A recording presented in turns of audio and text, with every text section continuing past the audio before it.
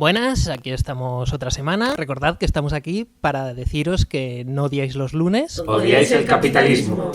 Cuando tengáis dudas en un grifo, a derecha, aprieta. A izquierda, ¡guau!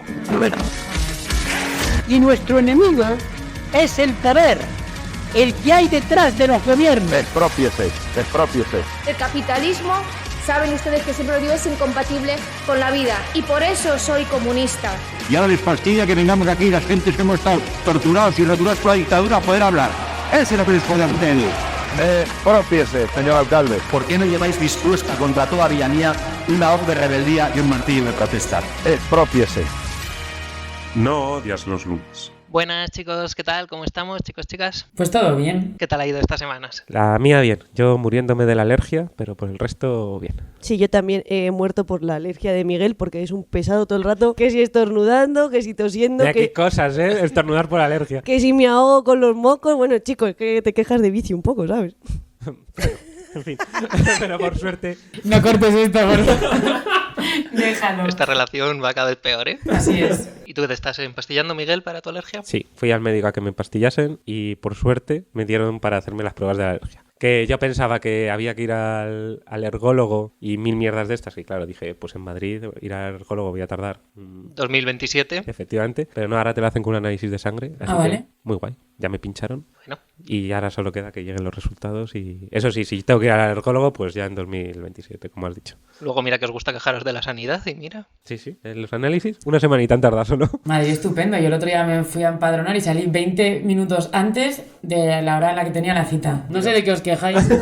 Libertad. Libertad. Aunque yo luego tuve que cambiar mi cita que tenía pedida también en el centro de salud y ya de repente la tenía para el jueves que viene y ya no hay citas como hasta el jueves de dentro de mes y medio. Pero todo bien. Igual alguien cancela y entonces porque se ha muerto y así puedo entrar yo ahí. Esa es la principal oportunidad, que alguien cancele porque no ha llegado la cita y entonces dices, bueno, mira, tengo un hueco para mañana. Es la estrategia de la sanidad madrileña. Ya morirá gente de puro esperar y habrá hueco para otros. Es que... Para los sanos que quedan. Si es que al final todos vamos a morirnos, ya lo dice Ayuso. Bueno, pues hablando un poco de salud, vamos a presentar el tema que traemos hoy. Hoy nos vamos un poco a los márgenes de la sociedad, bueno, que también solemos irnos bastantes veces, yo creo, y lo que vamos a traer es la salud mental y el sufrimiento psíquico. Queremos ver cómo percibimos la salud mental en nuestra época.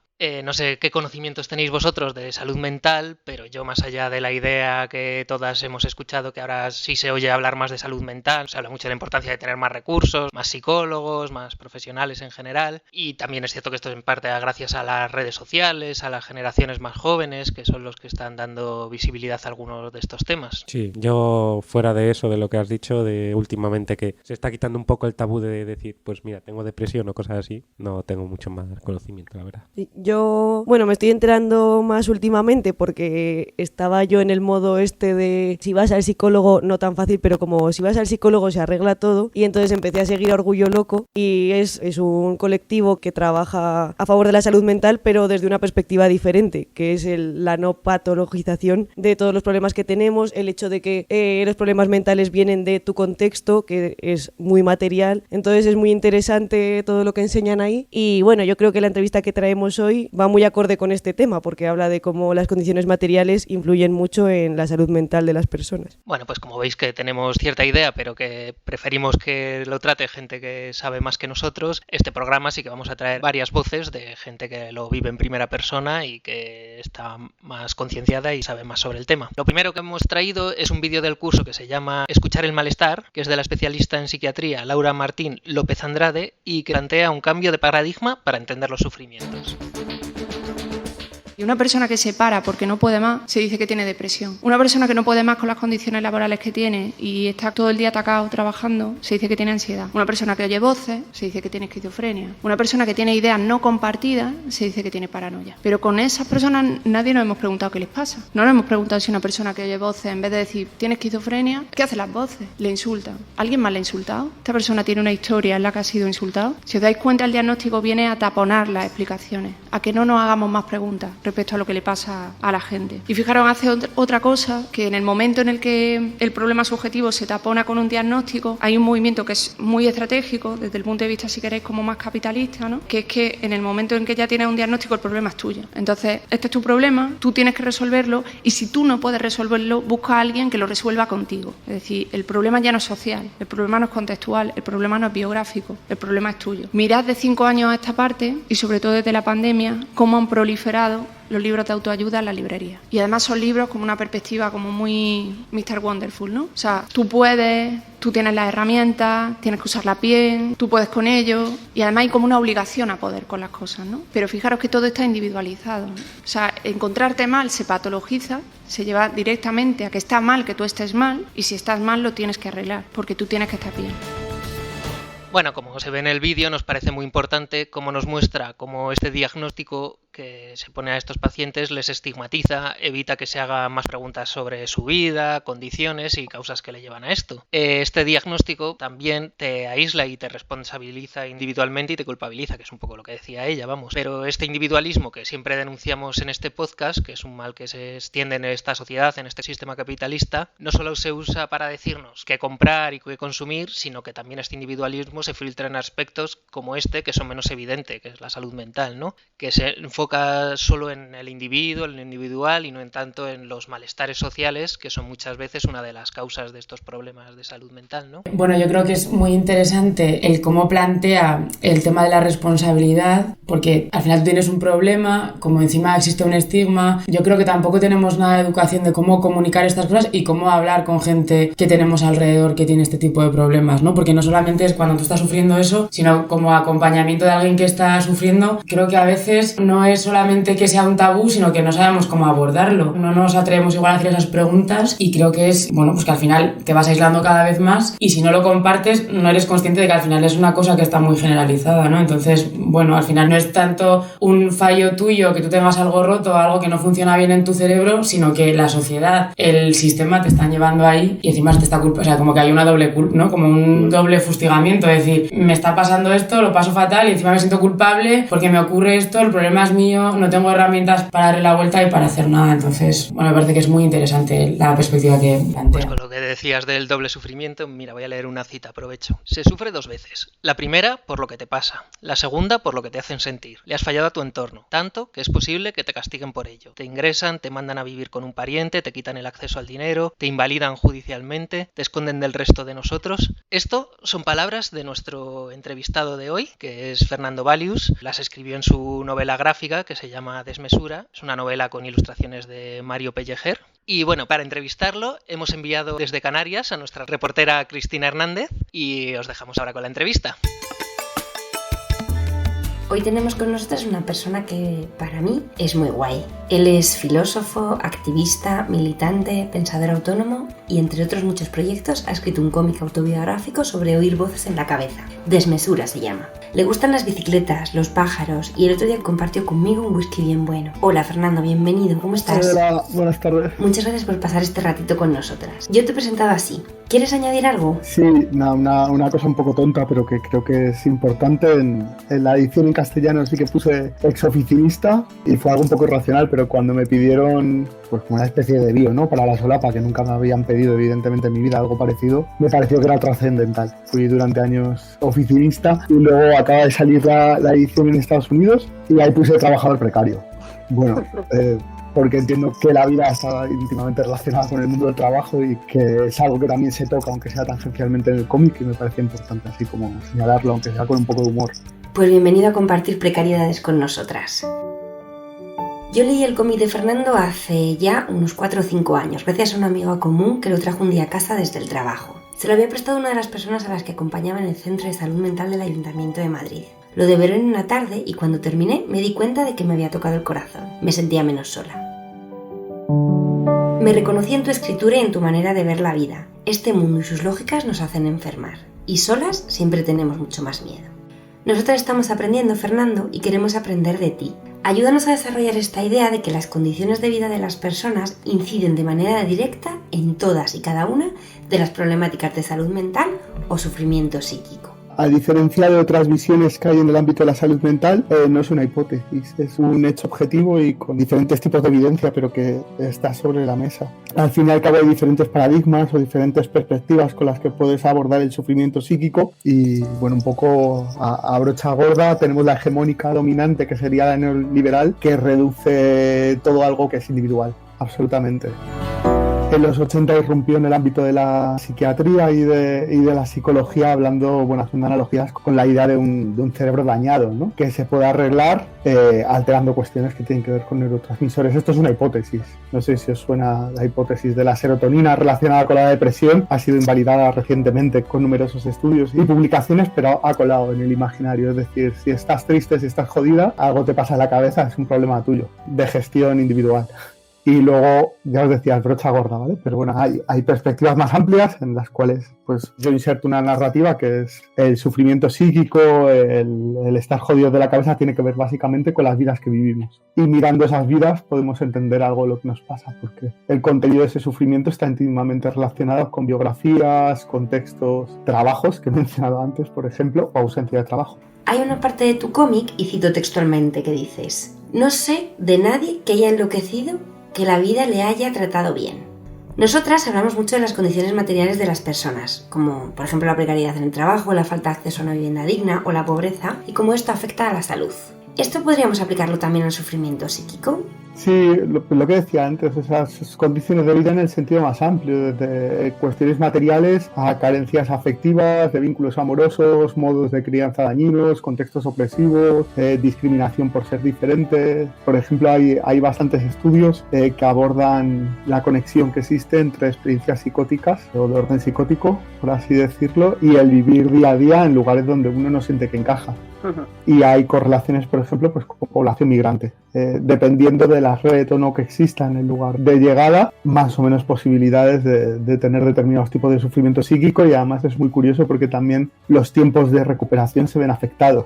Entonces, claro, me puedes hablar de neurotransmisores que no podemos localizar, o me puedes hablar de que yo tengo más posibilidades de salir de un brote psicótico si tengo red que si no tengo. Insisto, es objetivo, está estudiado y es bonito porque alberga esperanza. Tal cual. Hay un texto tuyo muy interesante en Contexto que escribiste después de la pandemia, en el que profundizas en la idea de soledad o soledades, de estigma, de sentirte separado de la comunidad cuando tienes algún tipo de sufrimiento psíquico. En tu cómic hablas de soluciones individuales a problemas colectivos. A ver, el cómic es un patchwork. O sea, yo no soy tan listo ni sé tantas cosas. Has citado antes, es una cosa que he experimentado. Llevo muchos años de militancia en espacios de autoorganización en salud mental. No conozco a nadie jodido de la cabeza que la vida le haya tratado bien, pero esa frase se la saqué a creo que era un psicoanalista norteamericano en su discurso cuando se jubiló, etcétera, etcétera. Bueno, esto es lo mismo, es una frase que utilizábamos mucho en un colectivo en el que milité, que se llama Lo común, extinto ya, y que tenía como premisa, bueno, algo que cuando hablaba de ello era, yo creo que un poco novedoso, no lo es, porque está manido de más, que es esto de politizar la salud mental, politizar el sufrimiento psíquico, es decir, contextualizarlo, darle una dimensión y un sentido colectivo, partiendo de la premisa de que estaremos menos solos y solas si hacemos eso, que si lo pensamos solo a partir de nosotros y nosotras mismas. Y la idea es romper todo el rato, es que es un paradigma que os digo, va de la mano del auge del marco neoliberal. Irrumpe con más fuerza en los 80, se va haciendo fuerte y presupone que, joder, porque si te pasan cosas es tu responsabilidad y entonces tienes que ser un emprendedor de tu propia salud mental, ¿no? Para revertir esa situación. Máximo exponente a día de hoy en productos culturales es el libro de Ángel Martín, Por si las voces vuelven, un bestseller donde este señor cuenta que volverse loco es lo mejor que le ha podido pasar porque se ha reseteado y ha ido a mejor. Bueno, es siempre esta lógica, ¿no? Yo cuando escribo lo que intento invocar es una lógica menos exitosa, que es, bueno, ¿no? Mirar a nuestro alrededor, hacernos cargo, intentar sostener unos a otras. Como única manera no solo de salir adelante, sino sobre todo encontrar un sentido a un conjunto de experiencias que se caracterizan porque nos desbordan y es muy difícil darles un sentido. En otro podcast hemos hablado de la importancia de lo común, de lo social y de las redes. En tu cómic y en tus reflexiones hablas de lo importante que es el amor. No solo entendido desde el punto de vista romántico, desde la pareja, sino el amor de las vecinas, de las amigas, de las compañeras de militancia. También al hablar de este amor y de estas redes hablas de los grupos de escucha de voces. ¿Nos puedes contar un poco tu experiencia? O sea, yo durante años he participado en grupos y también he facilitado grupos en concreto escucha de voces, y nosotros hablamos de otras experiencias psíquicas inusuales. Incluimos, paranoias, sensaciones corporales, alteraciones visuales, perceptivas en general. Para mí son asambleas, básicamente. A veces hay que prepararlas, a veces hace falta un facilitador, una moderadora, dependiendo de la cultura política que haya o no, y son espacios donde se comparten estas experiencias, se comparten experiencias de vida más amplias y le damos un sentido. ¿Cuál es el objetivo? Por un lado, que esa experiencia no te desborde y la puedas poner en perspectiva y veas que a otra gente le pasan cosas parecidas. Y por otro lado, socializar conocimientos. O sea, yo siempre pongo la analogía que muchas veces hay gente, sobre todo profesional de la salud mental, que le cuesta ver. Pero en última instancia se parecería mucho a un grupo de la PA o de Stop Desahucios, ¿no? O sea, no tiene el mismo funcionamiento, los mismos ritmos endiablados, la misma urgencia material, pero es un poner en común conocimientos, soportes. Yo estuve vinculado a Stop Desahucios en Granada, ¿no? Y se decía esto de ya no estás sola, ¿no? A la gente que viene. Es un poco la misma lógica. Ya no estás tú con tus voces, no estás tú con tu pedrada, no estás tú con ese sufrimiento íntimo, individual, que debe quedarse en la esfera de uno y si acaso ser compartido en consulta, con un especialista, con un profesional sancionado socialmente para abordarlo, ¿no? Al final estás incapacitando a la gente a dar sentido a sus experiencias. Un ejemplo que suelo poner al hilo de esto es, en el caso de la escucha de voces, también hay muchas investigaciones al respecto entre experiencias de bullying y voces descafildificadoras cuando eres adulto. Cuando tú esto lo compartes en un grupo y gente puede poner en común sus voces descafildificadoras, ofensivas, etcétera, etcétera, y conectarlas, incluso a nivel gramatical y de léxico, con lo que han escuchado en sus infancias, la experiencia ya no es tan abrumadora. Ya no tengo el cerebro roto, he tenido una infancia de mierda. Y a lo mejor puedo dar un paso más, que a veces cuesta mucho por la institucionalización, por la psicoeducación, y no merezco esa infancia de mierda y hay que luchar por una justicia social donde no se reproduzcan, ¿no? Esas formas de agresión entre la gente, donde haya otro paradigma de convivencia. Eso es politizar la salud mental. Nos encanta.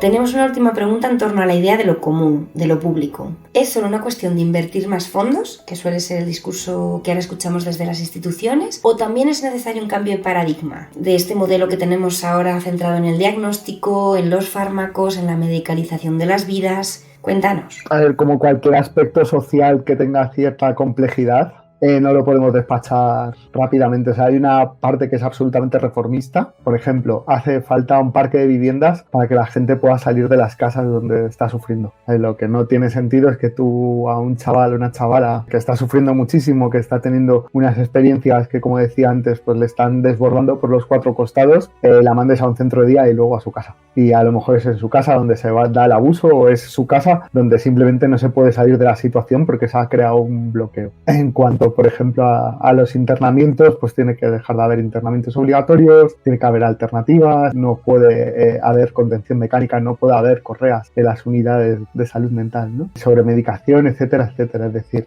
si podemos utilizar la palabra programa, ¿no? Hay una parte de programa difuso que tiene un componente absolutamente reformista de cosas que hay que cambiar ya, ¿vale? Porque mientras estamos hablando hay gente atada a su cama en Madrid. Y muchas veces por razones tan peregrinas como que se ha metido una voz en el desayuno con otra persona, o porque se ha asustado un auxiliar, porque, bueno, por 1000 razones. Y luego hay una parte de fondo, ¿no? Y yo creo que cerramos un poco con las preguntas iniciales que tiene que ver con las condiciones de vida. Y ahí invertir en psicólogos tiene algo de brindis al sol. Hace poco leía pues, en la escuela de Frankfurt, ¿no? No sé si creo que era Adorno y Horkheimer, que hablaban de la psicología como una secularización de los sacerdotes, como un conjunto de agentes morales. Bueno, esa crítica creo que es vigente. ¿Hace falta psicólogos, psicólogas? Sí. O sea, no estoy negando que hagan falta. ¿En determinadas condiciones pueden ser dañinas? También. ¿Podemos depositar la esperanza en que alguien que tiene psicosis y ha sufrido violencia de género vaya a solucionar su situación hablando únicamente con un psicólogo, una psicóloga especializada? No. Y claro, esto al final es jugártela toda una baza que es muy publicitaria, muy electoral, en el fondo. Das curro a gente y dices, claro, mientras no cambie las condiciones de vida. Ya hablo de los psicólogos porque es como una de las reclamaciones, ¿no?, más activas que hay. La ratio respecto a Europa es abismal y tal. Ok, sin ningún problema con eso, pero hay una cosa que a mí me fascina, que es, ¿no sienten los psicólogos y psicólogas un peso descomunal cuando socialmente se reclama que solucionen problemas que tienen que ver con formas de vida. O sea, al final es si te quedas en la epidermis o tiras más abajo. Evidentemente que un profesional especializado puede ayudar, pero si tú vuelves a tu casa o a tu precariedad laboral, a tu barrio destrozado, a condiciones donde se reproducen opresiones, pues tira millas, ¿no? Es no ir al fondo. Al final hay una consigna, ¿no?, de los surrealistas: cambiar la vida. Creo objetivamente que hay que cambiar la vida y que esto que se llama salud mental, que no se sabe muy bien qué es ya, es un indicador de la miseria social. Y al final es un humo que nos debería guiar la mirada y los pasos hacia un lugar y hacer frente a esa situación. Una vez me han preguntado varias veces: no, eso está muy bien y sois muy críticos y tal. ¿Cuál es la principal medida que tomaríais para afrontar los problemas de salud mental de este país? Afrontar el abuso sexual. La relación entre pacientes psiquiátricos y situaciones de abuso en infancia es abrumadora. Absolutamente abrumadora. ¿Quién quiere mirar a ese jardín? ¿Quién quiere meterse en ese tinglado? Bueno, pues ahí hay una respuesta un poco a la complejidad de todo esto que hemos tanteado en esta pequeña conversación. Es muy interesante. Nuestro entorno social va a determinar nuestra salud, por supuesto. Lo hemos visto durante la pandemia, ¿no? Lo cuentas muy bien en tu artículo en Contexto. Reflejas cómo se ha incrementado después de la pandemia, por ejemplo, el uso de fármacos o algunos sufrimientos como la ansiedad o las depresiones. Y esto tiene que ver no con las cosas individuales, sino con la merma de las condiciones materiales. Uno de los argumentos definitivos contra este reduccionismo que os decía del cerebro roto. ¿Qué ha pasado en la pandemia? ¿Que nos han fallado los neurotransmisores en masa a la gente? ¿O que ha habido tal grado de incertidumbre, de precariedad emocional, física y material que nos hemos ido a la mierda?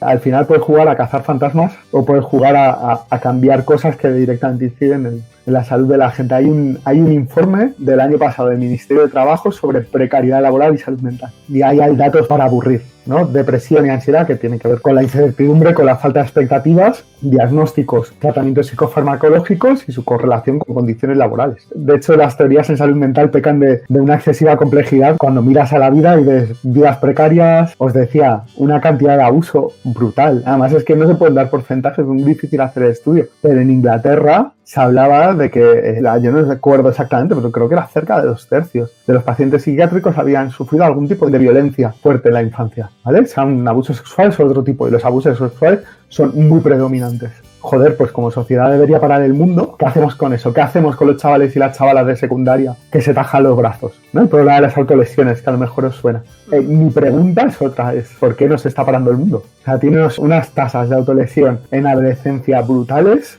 y aquí no pasa nada, patadón pa'lante y bueno, eso es lo que caracteriza al capitalismo, al fin y al cabo. Totalmente de acuerdo. No podemos dar respuestas individuales a problemas que son fruto de algunas violencias del sistema capitalista. Por nuestra parte, Fernando, eso es todo. No sé si hay algo más que te apetezca compartir con nosotras. Hemos aprendido mucho este ratito contigo. Bueno, hay una página que se llama primeravocal.org, donde hay un montón de materiales de crítica a la salud mental y capitalismo en concreto. O sea, que ahí podéis encontrar textos, vídeos, audios, etcétera. También la gente que nos escucha, por si quiere echar un ojo en estos tiempos que parece que solo leemos tweets, memes, ¿no? Y imágenes de Instagram y los jodidos reels, pues creo que hay que volver a sentarse con un café y leer artículos. Esta es mi gafotada con la que cierro la entrevista. Nos encanta y estamos totalmente de acuerdo. Pues muchísimas gracias por estar este ratito con nosotras. Nada, a vosotras por invitarme. Salud. Salud.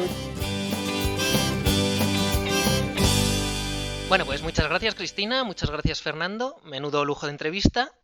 No sé qué os ha parecido. Pues la verdad es que a mí me ha gustado mucho, sobre todo la parte en la que comenta que da igual cuánta terapia hagas en tu vida, que si no tienes unas condiciones de vida digna vas a seguir estando mal mentalmente, porque de nada te sirve ir al psicólogo si luego vas a una casa en la que sufres violencias o un trabajo en el que estás 15 horas al día con un jefe que tienes encima y que te está tocando las narices. O sea, que es que lo que necesita la sociedad no es tanto psicólogos en la sanidad pública, como aboga un partido como su principal arma, sino que todas tengamos las condiciones básicas de vida cubiertas, fundamental. Sí, que yo entiendo que sí que es necesario el que haya más recursos para el tema de la salud mental y que haya más psicólogos y más psicólogas en los centros de salud, porque al final nos tenemos que ir a lo privado, pero que obviamente esto que se vende, por ejemplo, desde Más Madrid, de que ya con esto, con tener más psiquiatras, más psicólogos, se va a acabar el problema, es totalmente falso. falso. Además, es que las psicólogas que tenemos, las psiquiatras que tenemos, obviamente se han educado en una sociedad que es capitalista. Es decir, que todo este tema que estamos tratando aquí muchas veces ni siquiera se tiene en cuenta. Entonces, lo único que haces es patologizar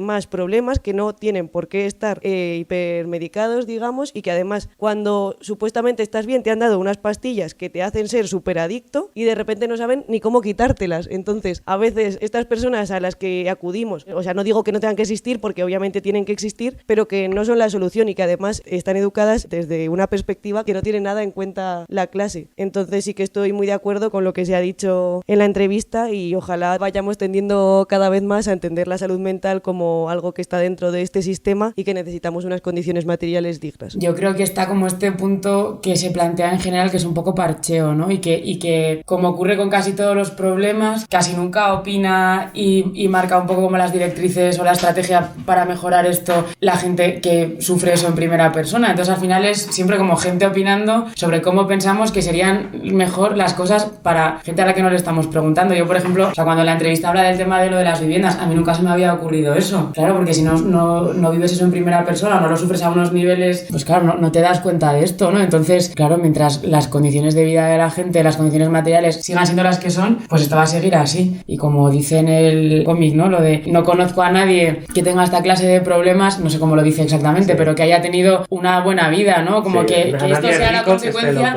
claro, de que todo te vaya estupendamente, de que, y no solamente a nivel material, ¿no? Como a todos los niveles de la vida. Muy interesante, la verdad que habría estado guay tenerle una hora y media. Un par de horas ahí dándonos iba a decir la turra, pero no era turra, dándonos explicaciones y contándonos esto. Pues sí, dejaremos los enlaces que nos ha dado Fernando con toda la información y con todo lo que han ido publicando a lo largo de los años para que nuestros oyentes puedan verlo. Y bueno, recordar que nuestras redes son No Odias los Lunes. Eres marxista, pero todavía no lo sabes. Pues hoy hemos empezado hablando de los márgenes de la sociedad y vamos a seguir con ello porque os traemos la fuente de citas preferida de gente que vive como si estuviese al margen de la sociedad, nuestros amados y queridos criptobros. Criptobro. Y no estoy hablando del lobo de Wall Street, que podría ser, pero la única cita que usan de esa película yo creo que es la de DiCaprio dándose golpes en el pecho cual gorila, así que tampoco nos servía mucho esto. Y bueno, que hoy traemos ni más ni menos que el Club de la Lucha. Caballeros, bienvenidos al Club de la Lucha. La primera regla del club es no hablar del Club de la Lucha. La segunda regla del club es que ningún socio debe hablar del Club de la Lucha. Bueno, ya os aviso que esto va a estar lleno de spoilers, aunque siendo la peli del año 99 ya no debería ni avisar, pero bueno, hay gente muy sensible con este tema, así que lo digo. Y para aquellas personas que no sepáis de qué trata la película, pues os voy a leer la sinopsis de Film Affinity, que lo va a resumir mucho mejor. Un joven sin ilusiones lucha contra su insomnio, consecuencia quizás de su hastío por su gris y rutinaria vida. En un viaje en avión conoce a Tyler Durden, un carismático vendedor de jabón que sostiene una filosofía muy particular. El perfeccionismo es cosa de gente débil, en cambio, la autodestrucción es lo único que hace que realmente la vida merezca la pena. Ambos deciden formar un club secreto de lucha donde descargan sus frustraciones y su ira, que tendrá un éxito arrollador. Bueno, esta es la sinopsis para que quien no conoce esta película o quizás no se acuerde muy bien de qué iba, nos pongamos en contexto. Y yo debo decir que hacía muchísimo que no veía esta película, tipo, yo qué sé, 15 años a lo mejor, y es verdad que había partes que no recordaba y como que se me han hecho un poco duras, porque sabía que había masculinidad tóxica y obviamente violencia y peleas, pero como que se me ha hecho duro aguantar de nuevo este tipo de películas que claro, como que ya es un poco más raro que aparezca. Pasa mucho, ¿no? Que ahora viendo películas, como dicen, con las gafas violetas, ¿no? Que de repente te chirrían cosas que antes te gustaban. Envejecen mal algunas cosas, sí. Sí. Que bueno, aquí es como que ya sabía que iba a haber esto, lo que pasa que aún así te choca un poco. Y también entiendes por qué les gusta a los criptobros, sí, porque a ellos no les chirría. Entonces, claro, entiendes por qué conectan ahí en esos sitios. Sí. Justo iba a decir eso, que la gente que usa este tipo de las citas de esta película muchas veces dices, claro, ahora yo lo entiendo todo. Bueno, que además, obviamente, esta peli no pasaría el test de Bechdel porque mujeres salen las justitas y obviamente ni hablan entre ellas, ni hablan de cosas que no tengan que ver con hombres, ni sirven para otra cosa que no sea satisfacer los deseos de los personajes masculinos. Que la verdad es que el mundo ha avanzado bastante en estos 25 años, aunque no lo parezca. Bueno, bastante. 25 años tiene. Sácame el puñal. Esta vez no quería meter ahí el dedo en la llaga más porque ya lo hice con Avatar, pero sí, ya 25 años. porque, y viene aquí el primer spoiler, aviso, O sea, Brad con Pitt... 25 años no puede considerarse un spoiler. Un cuarto de siglo... Ha acabado la carrera ya. Bueno, que viene el primer spoiler. Brad Pitt sería como la personalidad que construye el cerebro de Edward Norton, digamos un poco, que es el reflejo de lo que él quiere ser, incluyendo su forma de tratar a las mujeres. Así que en ese año la aspiración que veían los hombres en la cultura popular era la del macho alfa que usa a las mujeres para su disfrute, vamos, que piensa en ellas según el valor que le aporten. Y por eso nos encontramos frases así. Así que cuando me doctoré le llamé diciéndole, bueno papá, ¿y ahora qué? Respondió, búscate un trabajo. Me pasó igual. Al cumplir los 25 le volví a hacer mi llamada anual. Le dije, papá, ¿y ahora qué? Me contestó, yo qué sé, cásate. Igual que el mío. No puedo casarme.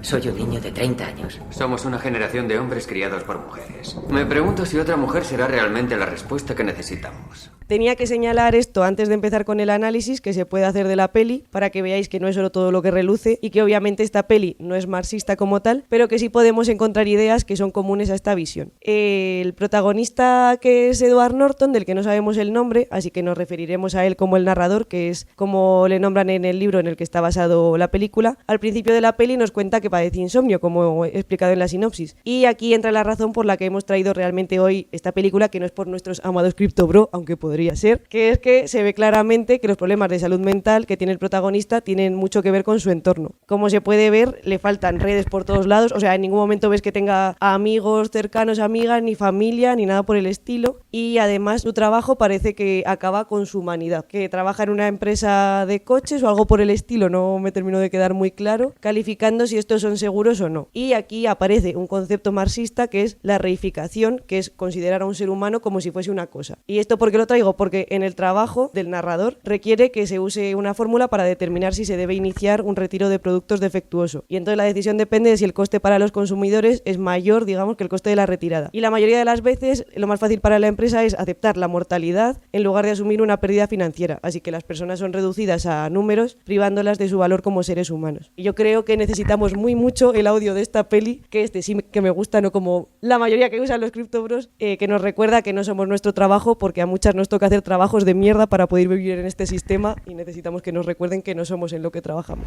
No sois vuestro trabajo, no sois vuestra cuenta corriente, no sois el coche que tenéis, no sois el contenido de vuestra cartera, no sois vuestros pantalones, sois la mierda cantante y danzante del mundo. Sí, es verdad que esta película muestra un capitalismo bastante... O sea, ya desde el principio no hay nada positivo, ¿no? En ese sistema capitalista, por lo menos es todo lo que rechina del individualismo a tope, ¿no? Sí, o sea, hay mucho drama desde el principio en realidad. Y bueno, después de estas primeras escenas, él va al médico a pedir ayuda porque no puede dormir, pero el médico pasa de él y le dice que haga deporte, porque encima, siendo los 90, pues a él qué más le va a dar, que no duerma, que básicamente que le avisase cuando le pasase algo de verdad, como tener un cáncer. Entonces, al principio también nos ponen en contexto describiendo el narrador su propia vida y centra gran parte de su atención en sus posesiones, que empieza a hablar, pues eso, de los muebles de Ikea que tiene o del número de mostazas que tiene, la marca de la ropa incluso, porque estas posesiones como que se han convertido en su identidad. Y esto sirve para contarnos que él también ha caído en el consumismo en el que nos mete el sistema capitalista. Y aquí viene como un concepto así más importante que podemos rescatar. Según la doctrina marxista, al final la burguesía impide que el proletariado tome conciencia de su opresión y de su poder. Es decir, que la clase dominante utiliza la ideología para persuadir al proletariado de que su condición es inevitable o que será compensada en el futuro. Que Marx, por ejemplo, identificó la ideología primaria como la religión en ese momento, que era el opio de las masas, que seguro que esta frase la habéis oído 50.000 veces, que justifica la miseria temporal de los trabajadores porque le prometen recompensas y beneficios eternos en el cielo o en el más allá. Y entonces, al final, en lugar de la religión, ahora lo que tenemos, aparte que hay gente que sigue teniendo la religión, han encontrado nuevas formas de sumirnos en la miseria, como puede ser el consumismo, que se vuelve el opio del trabajador, en este caso estadounidense moderno de los años 90. Entonces, ¿qué somos? ¿Qué sé yo? ¿Consumidores? Así es, consumidores. Subproductos obsesionados por un estilo de vida. Asesinato, delito, pobreza son cosas que no me incumben. Así que el narrador, para acabar con su insomnio, acaba yendo a grupos de apoyo de la gente que sí tiene problemas de verdad, como le había dicho el médico, por ejemplo, como cáncer de testículos, problemas pulmonares o cualquier enfermedad que se os pueda ocurrir. Y parece que allí consigue arreglar su problema, que es básicamente llorar, como que se desahoga allí y ya con eso se arregla, pero aparece el personaje de Helena Bonham Carter y ya no le funciona porque ella también está usando esos grupos en su propio beneficio, en su caso para conseguir comida y café gratis, y entonces él como que se cabrea muchísimo con ella porque ella lo está usando para fines materialistas, no como él que lo está usando para fines espirituales. Entonces ya vuelve a estar en las mismas, o lo que es más probable, nunca se arregló su problema de insomnio. Así que la película continúa y un día en uno de sus viajes de trabajo conoce a Tyler Durden, a.k.a. Brad Pitt, para que le pongamos cara, que una vez acabas la película se traduce en que en realidad es su segunda personalidad. Y empezamos a escuchar frases como: toda una generación trabajando en gasolineras, sirviendo mesas o siendo esclavos oficinistas. La publicidad nos hace desear coches y ropas. Tenemos empleos que odiamos para comprar mierda que no necesitamos. Somos los hijos malditos de la historia, desarraigados y sin objetivos. Al volver de ese viaje, el narrador ve que su casa está destruida por una fuga de gas, que al final de la película sabemos que en realidad ha provocado él mismo. Y después de la explosión, el protagonista pierde todo lo que tiene. O sea, en ese sentido ha perdido su identidad porque las posesiones eran como su identidad. Y aquí aparece este concepto que yo personalmente odio muchísimo, que es el de que solo cuando la clase media lo pierde todo podrá empezar una revolución. Únicamente cuando se pierde todo somos libres para actuar. Está claro que el narrador había leído el Manifiesto Comunista en algún momento de su vida porque las ideas estaban ahí. Sabemos que Marx partió de la dialéctica de Hegel para afirmar que el conflicto entre dos cuerpos en competencia dará un resultado que hará avanzar el proceso histórico. Que para Marx, por ejemplo, para que se entienda mejor, estas fuerzas opuestas en el capitalismo son la burguesía y el proletariado. La burguesía al final prospera gracias al trabajo del proletariado, pero las condiciones laborales y opresivas obligan a los trabajadores a rebelarse contra ellos. La conclusión clave de esto es que la lucha es un proceso beneficioso independientemente de su éxito o fracaso porque empodera al proletariado para deshacerse de sus opresores. Lo que pasa es que el prota no terminó de entender esto y se quedó con la parte de la lucha, así que al final lo que hace es descargar su rabia a base de peleas, y lo mágico de eso es que vio que no estaba solo, sino que mucha gente necesitaba descargar su rabia y se unieron al club de la lucha. Crecimos con la televisión que nos hizo creer que algún día seríamos millonarios, dioses del cine o estrellas del rock, pero no lo seremos. Y poco a poco lo entendemos. Lo que hace que estemos muy cabreados. Es cierto, sí, estamos muy cabreados. Tienes razón. El Club de la Lucha tiene un efecto unificador, ven que no están solos en el sistema y se extiende por todo Estados Unidos. El club vemos que tiene ciertas reglas, las más famosas son las que habéis escuchado al principio, que se sabe todo el mundo, pero una de las más importantes para el enfoque marxista sería que tienen que estar sin zapatos, sin camisa o sin otras posesiones. En ese sentido, lo que hace es que no haya nada que pueda revelar tu estatus social. En este lugar todos son iguales. Entonces al final, poco a poco, este club se convierte en una organización que lucha contra el sistema y acaban llevando a cabo el proyecto Mayhem, que llaman. Al principio son acciones más suaves, por así decirlo, como puede ser hacer pis en la comida que sirvan los camareros, destrucción de propiedad privada de empresas o fabricar jabón con grasa humana que roban de las clínicas estéticas y luego esos jabones los venden súper caros a comercios de estos, en plan el Corte Inglés, que diríamos en España, o sitios similares. Que hay una escena en la que Tyler quema la mano del protagonista con una sustancia química e intenta darle una lección. Esta escena tiene importancia ya que Tyler habla sobre la religión y cómo Dios abandonó a la humanidad. Dice que somos hijos de Dios no deseados. Sin embargo, abraza este abandono y lo celebra. Y entonces, como que aquí vemos que se destruye otra institución de la superestructura que hemos mencionado antes, que es la religión. Escúchame bien. De todo tienes que tener en cuenta la posibilidad de no caerle bien a Dios. Él nunca quiso tenerte. Con toda probabilidad, Él te odia, pero no es lo peor que pueda ocurrirte. ¡Ah, no! No le necesitamos. Eso es cierto, conozco un lugar. Que se jodan la maldición y la redención. Somos hijos no deseados de Dios. Así sea. Más adelante se empiezan a realizar acciones más potentes, como cuando intimidan al comisario de policía de Seattle, que planeaba cerrar estos clubs de lucha locales, y empiezan a descubrir que pueden ejercer su poder proletario contra una fuerza de opresión. Por cierto, perseguís a la gente de quien dependéis. Preparamos vuestras comidas, recogemos vuestras basuras, conectamos vuestras llamadas, conducimos vuestras ambulancias y os protegemos mientras dormís. Así que no te metas con nosotros. Y el ataque final sería la destrucción de múltiples edificios de empresas bancarias, con la idea de que así ya nadie tendría deudas y todo el mundo empezaría de cero, acabando de esta manera con las clases sociales. Como si realmente todas las bases de datos estuviesen en un solo edificio. Es que yo, como persona que trabaja en cosas de Pero eran los 90, había muchos archivadores todavía. Como en realidad están ahí, debajo del mar. No saben ni dónde están, esto no va a servir para nada. Pero en la bueno, nube. La idea es que se acabarían las clases sociales. Y podríamos pensar que en la peli pasan por las dos primeras etapas que explicaba Marx, que es la etapa capitalista, y luego se pasaría a la dictadura del proletariado. Luego ya finalmente llegaría la etapa comunista, que sería el paraíso para los trabajadores. Pero en realidad no estamos viendo una dictadura del proletariado, sino que directamente vemos, por así decirlo, una dictadura que podría verse como socialista en este caso, porque aparece un poco de escenas que nos recuerdan a la estética de la Unión Soviética y todo este tipo de cosas, que además en los años 90 acababa de caer el muro de Berlín, pues estos temas vienen muy a cuento en las películas. Y vemos en una escena que Tyler amenaza a un dependiente de una tienda con obligarlo a hacer lo que quiere este dependiente, que era convertirse en veterinario. O sea, que él piensa que le está ayudando, pero en realidad lo que han hecho es empezar a tomar decisiones en nombre de otras personas. Me quedo con tu permiso de conducir. Te controlaré. Ahora sé dónde vives. Si en 6 semanas no estás estudiando para ser veterinario, morirás.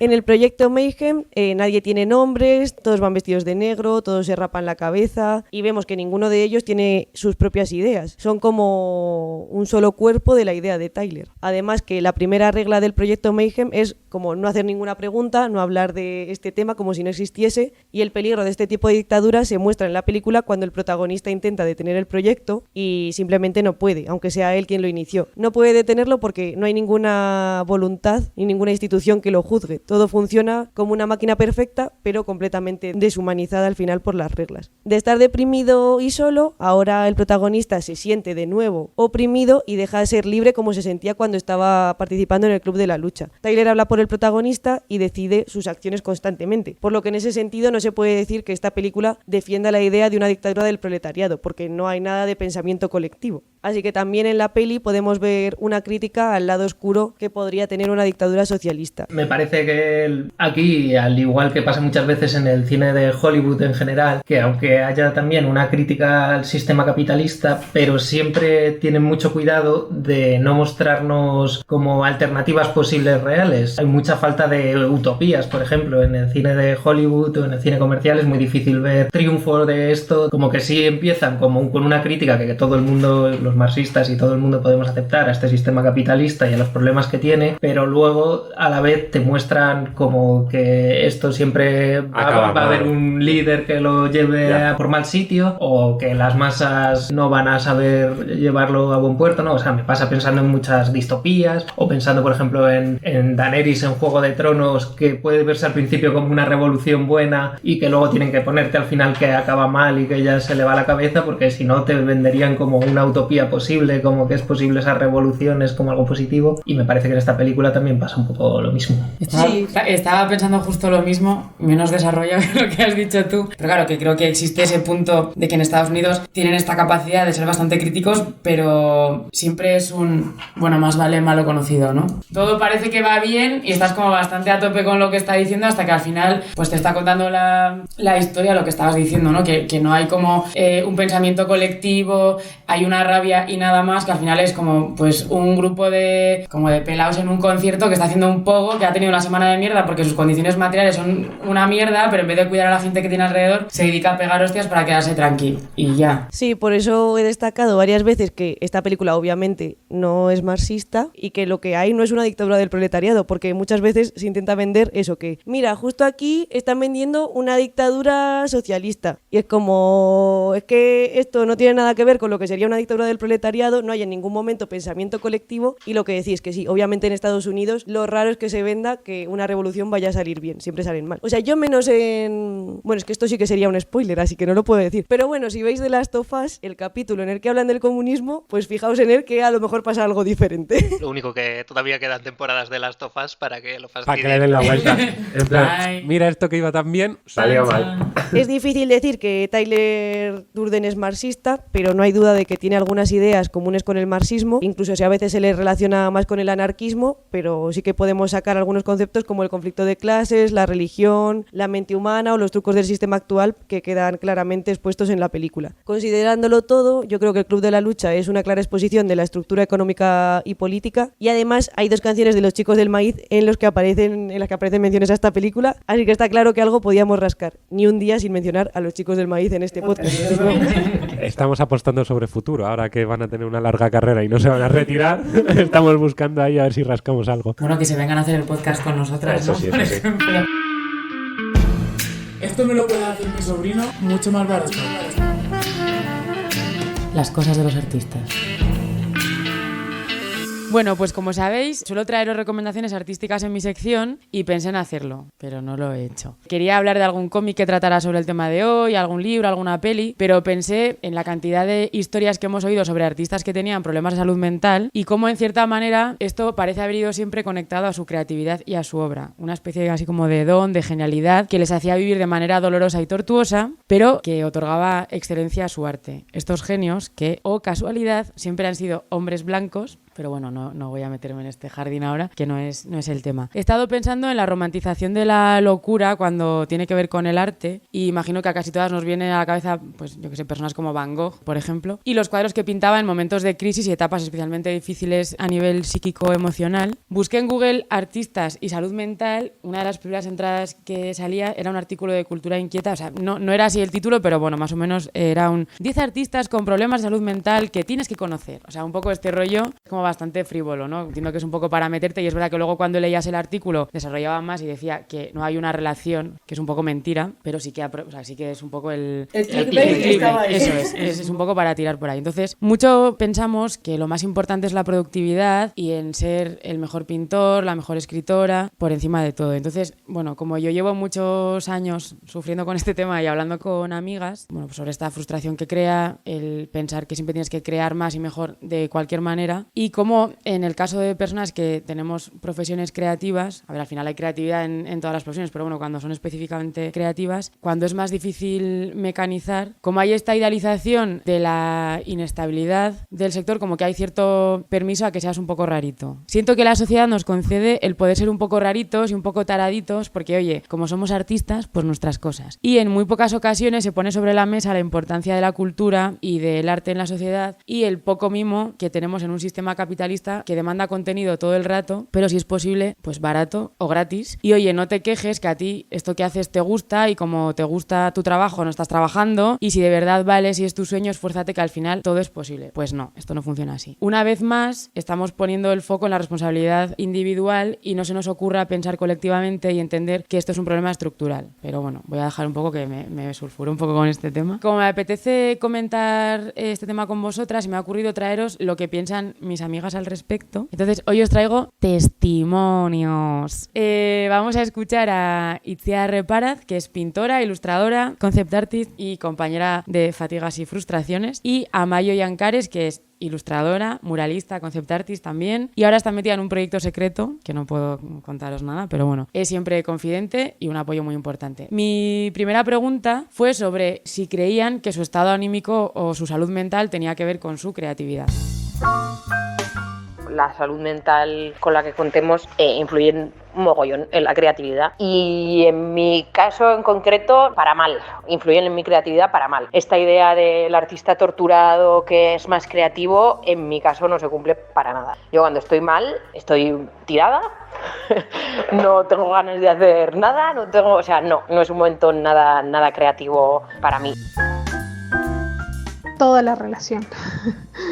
Absolutamente todo, porque al final los artistas tienden a tirar mucho de la parte visceral y de la parte de cómo se sienten. Lamentablemente creo que eso debería ser una parte específica cuando nos enseñan en la escuela, cómo desligar nuestro trabajo artístico de lo que nosotros somos. Al final todo lo que creamos para nosotros viene implícito que es, parte importante de nosotros, incluso nosotros mismos. Cuando recibimos un rechazo en el trabajo, por ejemplo, nos sentimos tan unidos que es como si nos estuvieran rechazando a nosotros. Y eso es un poco complicado de desligar.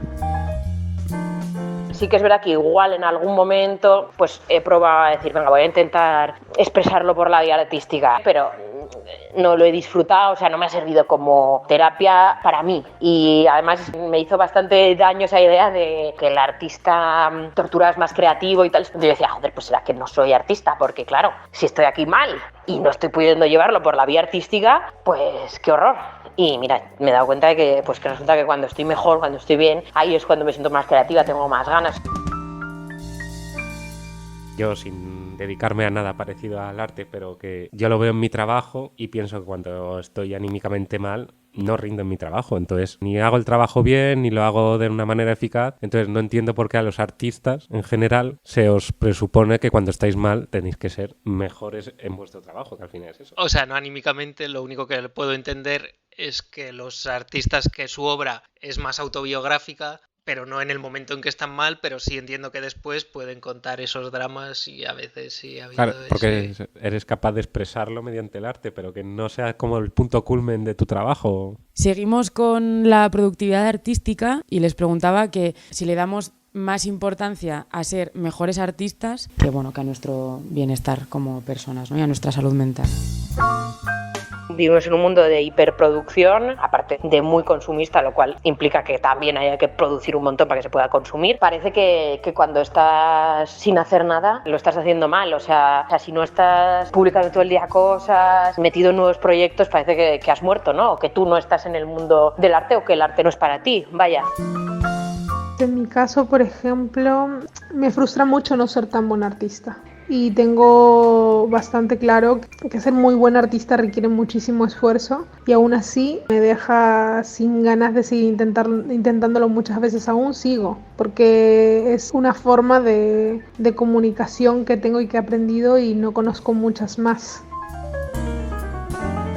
Y esto yo creo que además Instagram lo potencia muchísimo más, porque claro, tú en Instagram ves la gente que sí está haciendo cosas, pero la gente que no está haciendo cosas, está en su casa tranquilamente acariciando a su gato, pues bueno, hay gente que lo publica, pero hay mucha gente que no, ¿sabes? O la gente que está en un momento de bajonísimo, de cero creativo, pues tampoco lo publica. Igual vuelven a publicar pues cuando ya están mejor y dicen, he estado mucho tiempo sin estar por aquí, pero en ese tiempo seguidores que pierdes, bueno, en fin, todo esto que Instagram es un poco también reflejo en general del mundo laboral, pues que tienes que estar ahí metido en todo y además la gente suele fardar de estar metido en mucho curro, pero yo creo que hay muchísima gente que no lo disfruta, que está estresada y que querría parar, pero no, porque le da la sensación de que está fracasando si para. Claro, y pienso que también hay una parte a veces como que te lleva a que para que tu obra sea interesante, cuando tu vivencia es más extrema, no vas a poder ofrecer una cosa o una verdad más interesante, entonces como que llevas quizá tu estado mental a puntos de ningún cuidado, esta parte como de privación de sueño. Yo recuerdo profes de, yo pinto siempre desnudo y borracho, y es como, bueno, vale, sí, estupendo, ¿no? O sea, como estas cosas, o consumir drogas a unos niveles para pasarte muchísimo y para decir, fíjate, entonces mis letras eran mucho mejores porque como estaba a punto de morir, bueno, yo creo que hay como esta parte de que al final da igual un poco en qué punto estás tú como persona, porque lo que importa es la obra y ya está. Cuando escuchas este tipo de historias, como que la gente parece que se esfuerza a llegar a esos límites, pero porque también la gente que lo consumimos parece que lo pedimos. Que si tú has pintado algo súper bonito, pero no te ha pasado nada en la vida, como que no es interesante. Entonces también nos han metido la cultura, esta idea en la cabeza de que para tú ser interesante tienes que haber sufrido. Y incluso le pasa a la gente normal de, te han hecho bullying, eso te ha hecho más fuerte. Es que estás hablando obviamente de la parte del arte, pero que también están en muchísimos momentos de la vida. Pues qué bien que te han hecho bullying porque, oye, ahora pues controlas mejor lo que te va a pasar si te hacen daño. Y es como, pues no señor, mejor que no me hubiesen hecho bullying en la vida y haber sido feliz. Y yo también veo que como que se esfuerza desde fuera a que los artistas sufran, digamos, y los artistas. Me parece como muy interesante esto que estás diciendo, porque el otro día estaba escuchando una canción que para mí es la canción más triste del mundo, que ahora no me acuerdo cómo se llama, pero es de Anthony and the Johnsons. Y cuando estás viendo esta canción ves que la persona que la está cantando ha sufrido, o sea, la letra es de ultra sufrimiento y cuando está haciendo la actuación está sufriendo muchísimo. Y hay algo de, la gente está demandando esto, lo que quiere ver es a una persona ultra sufriendo. Y claro, hay este punto al final un poco como de deshumanizar, como de que te está dando igual, ¿no? O sea, que necesitas cada vez más y más intenso y más sufrimiento y más mal y dices, pues es que esta persona es evidente que tiene muchísimos problemas de salud mental, que lo pasa fatal, pues así. Hemos hablado también sobre el entorno cercano, de si ven que la sensibilidad que nos lleva a lo creativo es el origen de nuestras inseguridades, ansiedades y problemas de salud mental, algo así como el pago que tenemos que hacer por tener un don. Y si esto hace que en algún momento ellas hayan sentido que este dolor psíquico que sufren se haya minusvalorado. Realmente de mi entorno, de mis seres queridos, a día de hoy, que minusvaloren la importancia de mi salud mental, no. Porque tengo una familia que estamos todos del ala y todos estamos con cosas de salud mental. Es coña, pero bueno, que hemos estado casi todos en psicólogos o teniendo que estar medicados o lo que sea. Entonces quiero decir que en mi familia concretamente sí que hay más conciencia de la importancia de la salud mental. puede ser que la gente nos llegue a minusvalorar por ser sensibles en todos los aspectos. Lo curioso es que no entienden que al final es una inteligencia emocional que utilizamos normalmente los artistas para poder transmitir. Pero, sin embargo, lo de que crean que el origen de mis ansiedades o inseguridades o tal esté enlazado con mi sensibilidad artística, pues sí, eso mi madre, por ejemplo, que es una persona encantadora y la quiero muchísimo, me lo ha dicho miles de veces en montones de situaciones que, pero eso es porque eres artista, porque eres sensible. Chica, no, o sea, no creo que tenga absolutamente nada que ver, sinceramente. Yo a veces en el pasado sí que he pensado esto, en plan de, es que claro, el estereotipo de artista atormentado y un poco como que daba coba a eso, ¿no? O sea, yo soy una persona bastante dramática sin quererlo, pero es que hace años quería ser dramática, entonces ya era el sumum. Y entonces esta idea de artista torturado, pues eso, era como la fantasía, ¿no? En plan, soy bohemio, sufro y creo y un horror, vaya. Y por último, les pregunté si veían relación entre la precariedad propia del sector, que sé que hay precariedad en todos los sectores, pero bueno, esta inestabilidad del mundo del arte y la salud mental. Si el mundo laboral, lo artístico y lo creativo es precario, pues evidentemente que eso va a afectar a la salud mental, porque implica que o vas a tener que buscar múltiples trabajos, o vas a tener que vivir de manera más austera o muy austera porque no puedes pagar ciertas cosas, o el estrés de, por ejemplo, el ser autónomo, no es un contrato fijo, ¿no? Que produce bastante inseguridad vivir así.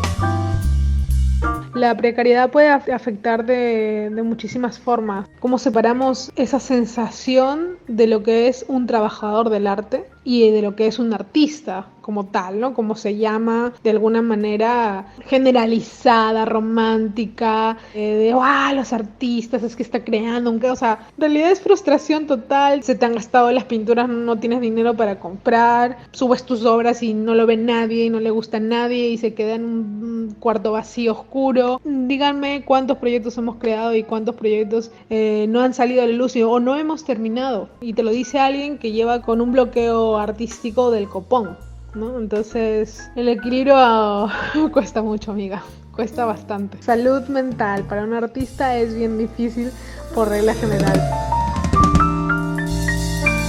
Como comentan, evidentemente la precariedad afecta a todo el mundo, por algo vivimos en este sistema, pero sí que es verdad que es un sector que tiene como esta precariedad propia, que tiene que ver con muchísima inestabilidad. Inicias muchos proyectos que luego terminan no materializándose, entonces luego nunca hay como una recompensa económica, tienes que trabajar muchísimo a cambio de nada, como este rollo de colaboraciones a cambio de visibilidad, que pues evidentemente no puedes ir con visibilidad a la tienda de tu barrio a comprar fruta, ¿no? Entonces, bueno, sí que creo que hay muchísima inestabilidad y que evidentemente esto afecta a nuestras cabezas, ¿no? Y a nuestras vidas. Y también como que puede que se haya normalizado, ¿no? Que parece que el mundo de la cultura siempre va a ser un mundo precario, incluso la gente que está ahí no se plantea que pueda ser de otra manera, y a lo mejor podría existir una empresa pública, digamos, que fuese de tema de arte, y aunque tú no tengas una película que hacer ahora mismo, de caso que en algún momento vas a tener algún proyecto y entonces vas a tener un sueldo que te cubra estos momentos de no crear. Lo que pasa que ya se nos ha metido en la cabeza que si no estás produciendo, tu vida no vale para nada y por lo tanto no tienes que tener una vida digna en ese momento. Pero sí que es posible, hablando de las utopías que hablábamos antes, que esto pudiese cambiar. Pues sí.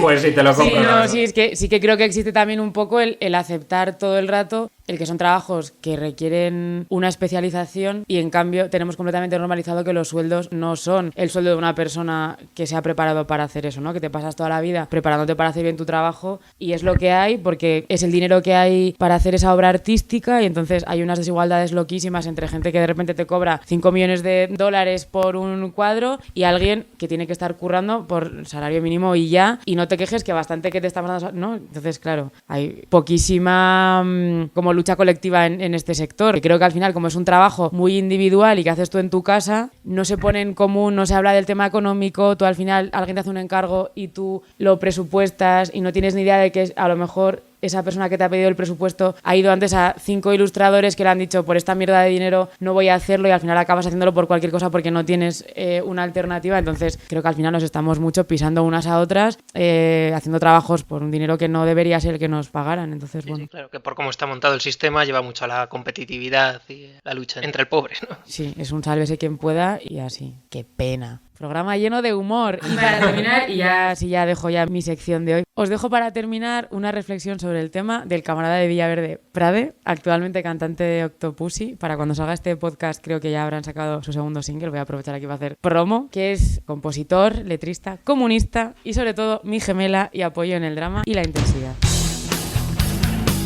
Existe a la hora de componer o a la hora de crear, en general, una especie de romantización de ciertos sentimientos o estados de ánimo, incluso el consumo de drogas, de alcohol. Es como si para poder ser creativo tuvieras que distanciarte de tu yo racional, dejar de ser tú, como apartarte de la realidad. Entonces eso por una parte es comprensible, desde dentro de un sistema que te limita al máximo cada día, poder desinhibirte, dejarte sentir, te permites profundizar en sentimientos, performas, llegas a expresar cosas que no encontrarías desde tu perspectiva más mundana. Exploras, sales un poco de tus cuatro paredes, tiras de empatía, disocias, simpatizas con otros enfoques, otras miradas.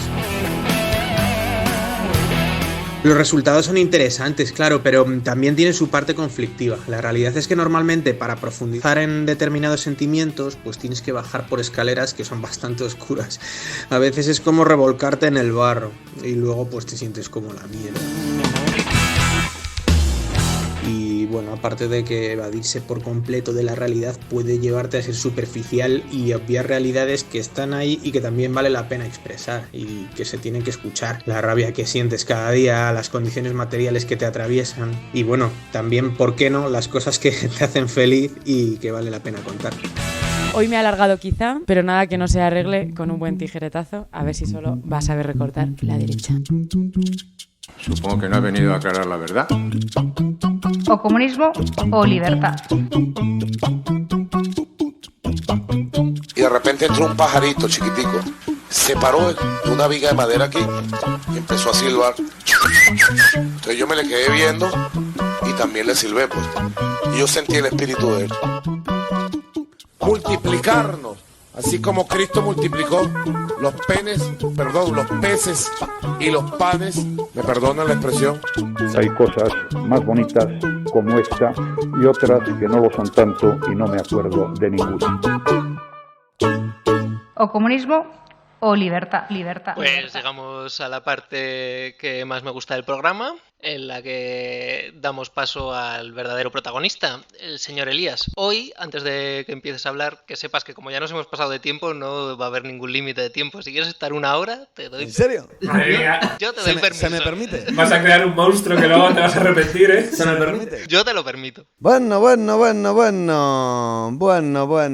Es decir que estoy en contra de muchas de las cosas que habéis dicho. Vale. No de todas. Bueno, de verdad, menos mal que he vuelto a la seriedad a este programa. Ah, vale. Menos mal. ¿Qué es lo que tú querías? Bueno, vamos a ver. Decir que el Club de la Lucha no va de eso que habéis hablado. O sea, habéis estado diciendo aquí un montón de cosas rarísimas, ¿no? Proletariado, no sé qué, marxismo, no, porque no sé cuántos, un montón de términos rarísimos. O sea, el Club de la Lucha, perdonad, no va de eso. O sea, ¿qué Club de la Lucha habéis visto vosotros? A ver, explícanosla. No, pues unos tíos ahí sudados que se pegan. Dos hombres entran, uno sale. Hay dos reglas. La primera, no sé qué. La segunda, tal. Y unas cuantas más. Va de eso. O sea, de droga, de peleas, de cosas de machos. De cosas de machos. Es una historia de amor. De cosas de... ¡Ay! De eso va. Eso ha tenido que doler. A mí no me duele nada su nombre. Ah, vale. De eso va del Club de la Lucha. ¿Qué marxismo ni qué mierda? Menos mal que estás tú para explicárnoslo. Hombre, pues claro, porque soy un hombre. Te explican cosas. Efectivamente. Bueno, la otra cosa es que debería de estar fulminante y terminantemente prohibido y que sea la última vez que se utiliza en este programa el término camarada. ¿Qué te pasa con el término camarada? Es algo muy bonito, la camaradería. Es un término que huele a naftalina, perdona. O sea, es un término que huele a bigote amarillo de fumar en bares de los años 60 del PSOE. Pues nosotros lo usamos mucho. No, pues hola, ¿qué tal? Pues seréis señores de los años 60 de bigote amarillo de fumar del PSOE. Más o menos. O sea, es un término que se merece gulag. Y por cierto, así, casual y sutilmente, hablando de gulag, porque ya que aquí la única que ha hablado de el tema que se venía a hablar hoy, que era de la locura y la salud mental, que ha sido Usu, porque el resto habéis hablado de pamplinas, vale, y mamarracherías, que es lo que nos gusta, excepto mi amiga Cristina, que ha dicho cosas serias, el resto no. Vale, y tú sí vas a decir cosas serias. Yo, por supuesto. Vale. Y hablando de salud mental, traemos el primer concurso que ha llegado a este programa.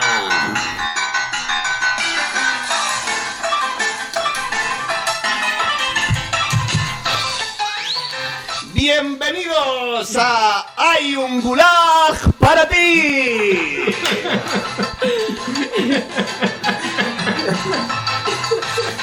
Y en quinto puesto tenemos al maravilloso Miguel Bosé.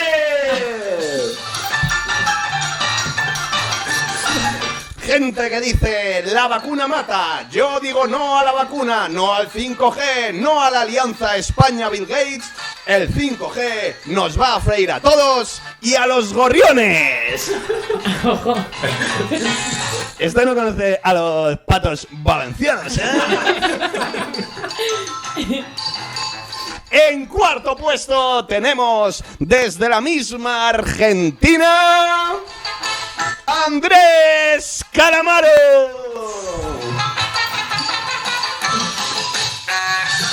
No fueron 30.000 desaparecidos en Argentina. Y sí, lo confieso, soy negacionista. El cambio climático y las energías renovables.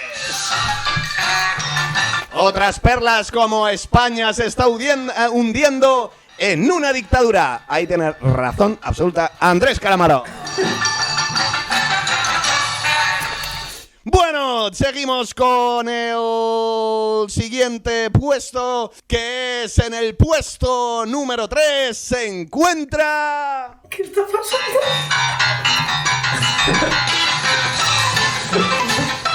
¡Nacho Cano! ¡Un aplauso para Nacho!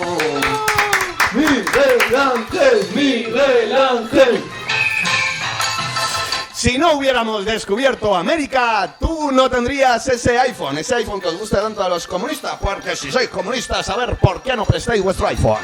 La Segunda Guerra Mundial la hubiera ganado Hitler y, sin embargo, históricamente seguimos diciendo que somos unos hijos de puta.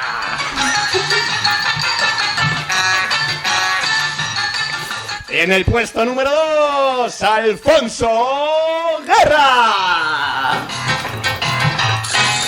Ya no se pueden hacer chistes ni de nanos ni de mariquitas.